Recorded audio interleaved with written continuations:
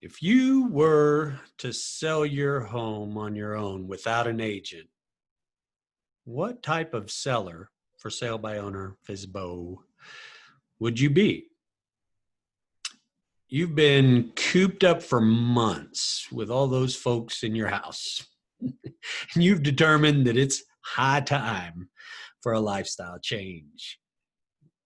You have absolutely decided that it's time for you to get a dedicated office space, a bonus room or cave where those kids can play, or have your own escape room. And you've gone through the process of preparing your home, learning everything that you can on the internet about selling a house, and you have finally gotten down to posting it for sale by owner on Zillow. Now, you are expecting a phone call, right? Now, I understand that the ideal objective of any for sale by owner is to connect with the buyer directly, but that's the exception, not the rule. The majority of phone calls that you will be getting are from buyers' agents or agents that are fishing around for a listing, but we'll talk more about that some other day. But the phone rings and it goes a little something like this. Hello. Is this the owner of the home for sale at 123 Anywhere Lane, USA? It is? Hey, my name's Rock, Florida. I'm the executive broker with XYZ Realty here in town, and I've got a buyer that's interested in your property. Are you working with buyer's agencies and cooperating at 3%? That question and the way that you are prepared to respond to it will predicate what type of homeowner and home seller that you are in this information age.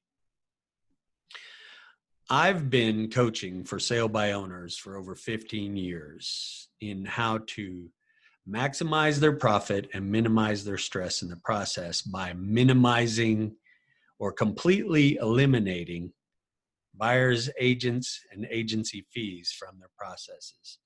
And I've determined over these years that there's 4 types of sellers for sale by owner.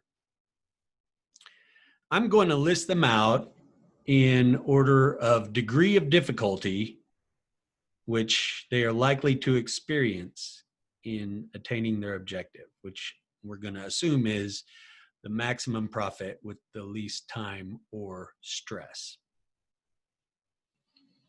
The first one responds to that question with no, not cooperating with agents. And there's a couple different reasons why this person has this particular defense mechanism. Remember, I'm here to train you in how to defend your home equity and how you respond to the scripts with your own scripts is going to tell you how the process is going to go. So they have a couple different reasons. One of the most likely is that they've had a bad experience with a real estate agent or agencies in the past, and they're determined to not ever work with an agent or agency again. There's a lot of us out there like that.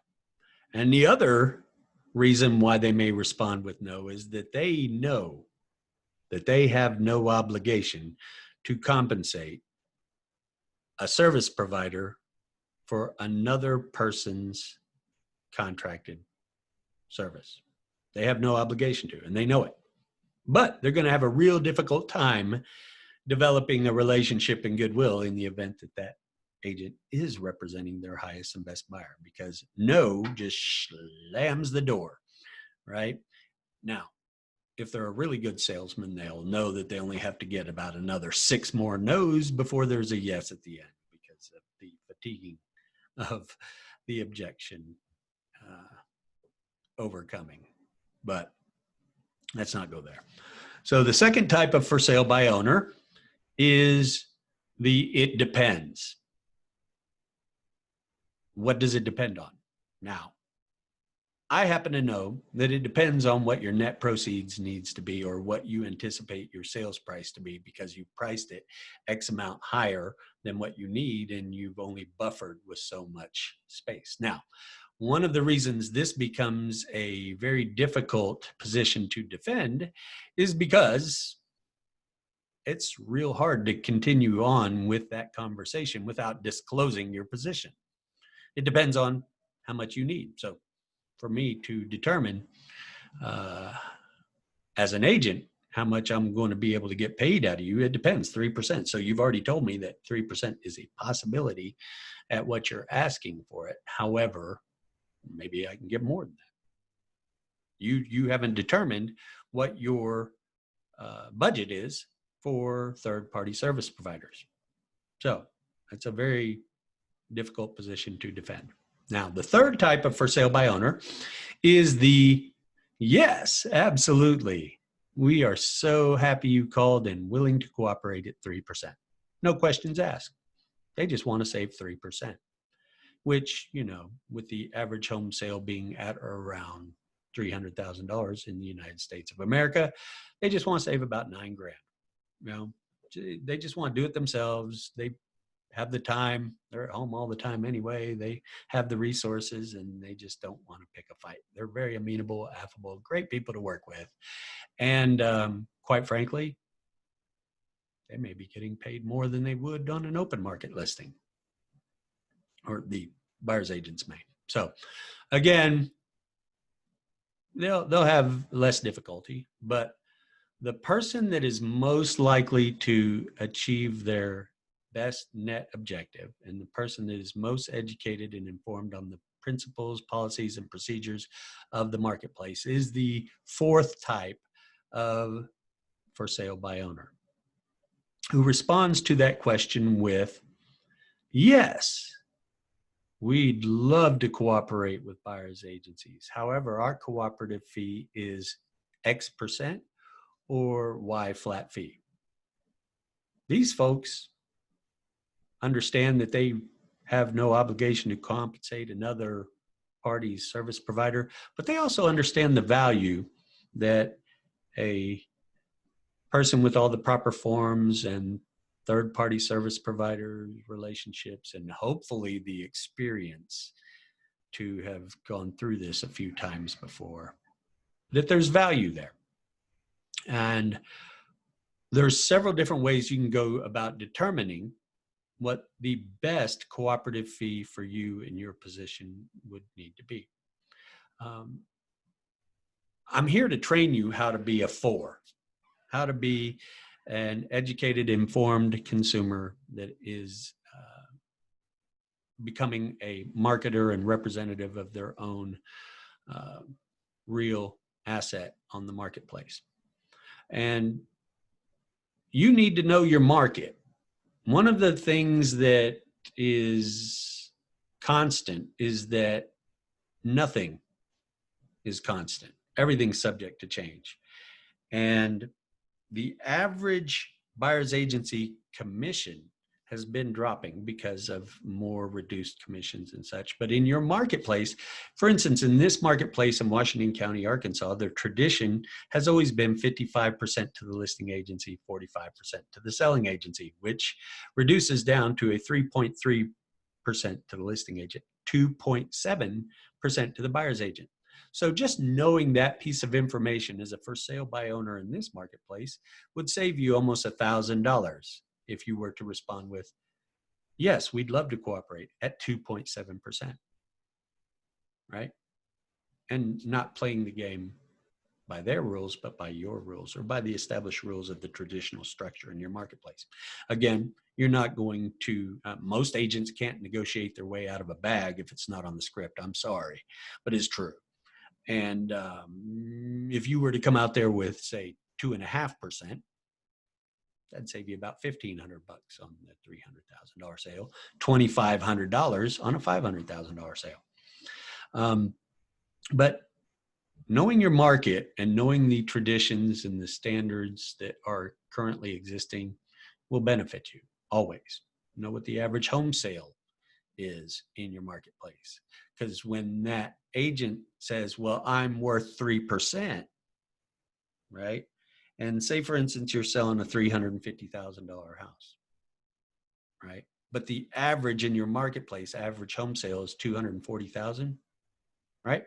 Then you're justified in being able to establish a rapport with that buyer's agent that stipulates that if you're worth 3% of the average, then that means that you're worth about $7,200. And on my $350,000 sale, I'm offering a $7,200 cooperative fee. Whatever. I mean, you have what they want. You dictate the price and the terms at the front end. Also, know the demand. Know the demand in your marketplace. In today's current climate, here in the fall of 2020, things are very strong for sellers, and most markets around the United States are really getting, buyers are getting frustrated. So if the demand's high enough, there's nothing stopping you from offering $1,500 or $2,500 as a flat fee, or 1.5% if you want to play the percentage game. If the demand's high enough, that buyer is going to find you. And this is where I would like you to understand that the MLS is exclusive and antiquated. You don't need it. It's only a tool, right? And it exists only for a couple reasons anymore. And that's to just have a centralized data set for all real property asset deals in a marketplace, right? Which, again, you can find in the courthouse records or the public records, but it's not aggregated in the same way. And the second reason that the MLS exists is simply to publish the amount of the buyer's agency cooperative fee. So in your offering, simply publish what you're offering as a cooperative fee. And then it becomes a moot point. Then when they ask, are you willing to cooperate at 3%? You would then point back right to your offering and say, I'd love to cooperate with you. However, we've already published that we're offering X amount. So get proactive about your education, and with regards to your marketplace and your real property, and be prepared to defend your home equity against all agents, foreign and domestic. And be sure to subscribe, like, and comment. If there's anything that I've missed or that you would like to point out to me, feel free to comment.